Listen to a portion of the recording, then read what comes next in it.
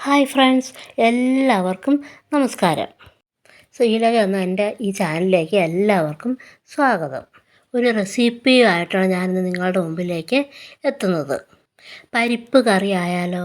അപ്പോൾ അതിനുവേണ്ടി ചെറുപയറിൻ്റെ പരിപ്പെടുത്ത് കഴുകി വൃത്തിയാക്കി ഒരു പാനിലാക്കി ആവശ്യത്തിന് വെള്ളവും ഉപ്പുമൊക്കെ ഇട്ട് സ്റ്റൗവിൽ വെക്കുന്നുണ്ട്. സാധാരണ എല്ലാവരും കടയിൽ നിന്ന് വാങ്ങുന്ന ചെറുപയർ പരിപ്പാണ് ഉപയോഗിക്കുന്നത്. പക്ഷേ ചെറുപയർ ചൂടാക്കി അലവാക്കിയ ചെറുപയർ പരിപ്പാണ് ഞാനിവിടെ ഉപയോഗിക്കുന്നത്. അപ്പോൾ ഞാൻ തന്നെ വീട്ടിൽ തന്നെ ഉണ്ടാക്കിയതാണ് കേട്ടോ. അങ്ങനെ പരിപ്പുണ്ടാക്കുന്നതിനായിട്ട് ഞാനൊരു മിക്സിയുടെ ജാറിലേക്ക് കുറച്ച് തേങ്ങയും കുറച്ച് ജീരകം കൂടെ എടുത്ത് അരച്ച് ശരിയാക്കിയൊക്കെ വെച്ചിട്ടുണ്ട്. പിന്നെ എൻ്റെ ഈ വീഡിയോ നിങ്ങൾക്ക് ഇഷ്ടമാവുകയാണെങ്കിൽ ഒരു ലൈക്കും കമൻറ്റും ഒക്കെ തന്നേക്കണം എനിക്ക്. ഇനി നമുക്ക് പോകാം വീഡിയോയിലേക്ക്.